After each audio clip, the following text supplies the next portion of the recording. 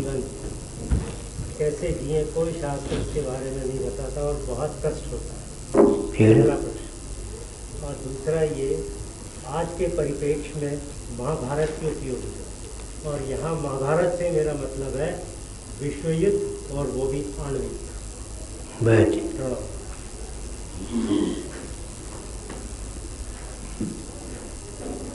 कर्तव्य का विधान कर्तृत्व संपन्न कर्ता के प्रति होता है। एक नियम है जिसको सचमुच में तत्व ज्ञान हो गया, उसके लिए कर्तव्य का विधान शास्त्र क्या कर सकते हैं, क्योंकि कर्तृत्व पर्यंत ही कर्तव्य है। लेकिन लोक संग्रह के लिए तत्वज्ञ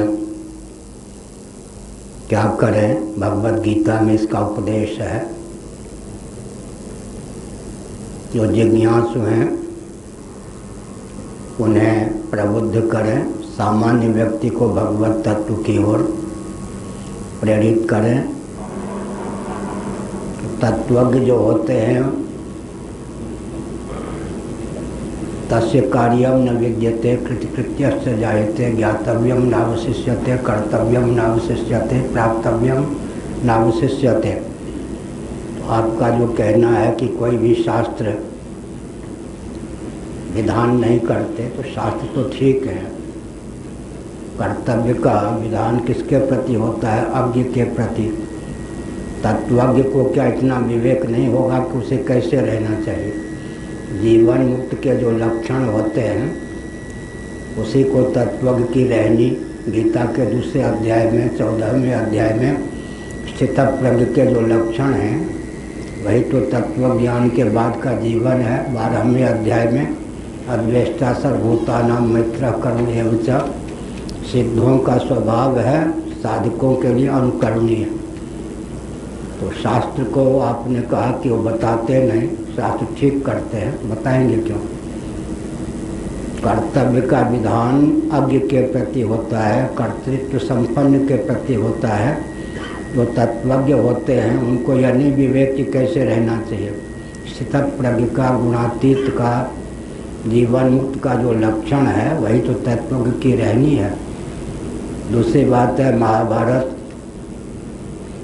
दैवी आसुरी संपत्ति में संघर्ष अपने जीवन में भी है, बाह्य जगत में भी है।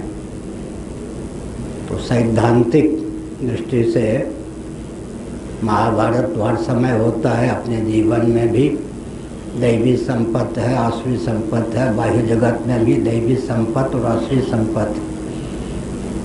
लेकिन जब कोई सनातन विधा से जीवन यापन नहीं करता, शास्त्र सम्मत विधा से किसी का जीवन नहीं होता, तो भगवान शंकराचार्य महाभाग ने इस तथ्य को अपने भाष्यों के माध्यम से उद्भाषित किया कि स्वभाव से वह असुर हो जाता है। इसका अर्थ क्या है? चेतना विशिष्ट शरीर आत्मा है। देहात्मवाद कब तक पलता है? जब तक हम वेदादि शास्त्र का आलंबन नहीं लेते। अगर हम वेदादि शास्त्र को न माने तो हमारा ज्ञान और कर्म परिष्कृत उत्कृष्ट हो ही नहीं सकता। देहात्म भाव भावित जो कर्म और ज्ञान होता है वो तो व्यक्ति को असुर बना ही देता है। इसलिए शास्त्र ने बिल्कुल ठीक कहा। महाभारत युद्ध तो हर समय है, धर्म क्षेत्र कुरुक्षेत्र की बात है, दैवी संपत्ति आसुरी संपत्ति। दूसरी बात है कि छात्र धर्म के अनुसार महाभारत युद्ध हुआ। अर्जुन का पक्ष था कि विवेकी का दायित्व अधिक होता है। भगवान का पक्ष यह प्राप्त हुआ कि माना कि विवेकी का दायित्व अधिक होता है। लेकिन अगर कोई अविवेकी क्षत्रिय को युद्ध के लिए चुनौती ही दे या विवश कर ले, उसके धन मान पर आक्रमण करे, तो कर्तव्य का निर्णय एकांगी नहीं होता।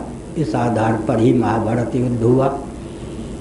आज जब वर्णाश्रम व्यवस्था लुप्त है तो दैवी आसुरी संपत्ति के नाम पर युद्ध होगा। एक यह प्रकार है।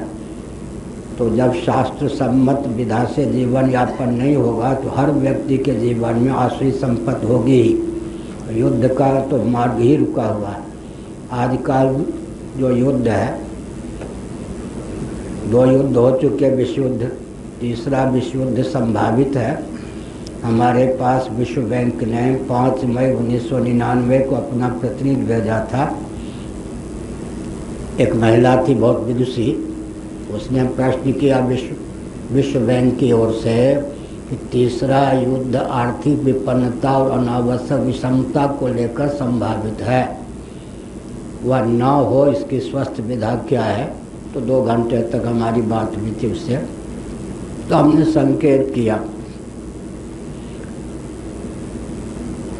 आर्थिक विपन्नता और विषमता को लेकर युद्ध संभावित है। 2 विश्व युद्ध तो ही चुके, तीसरे विश्व युद्ध की संभावना है।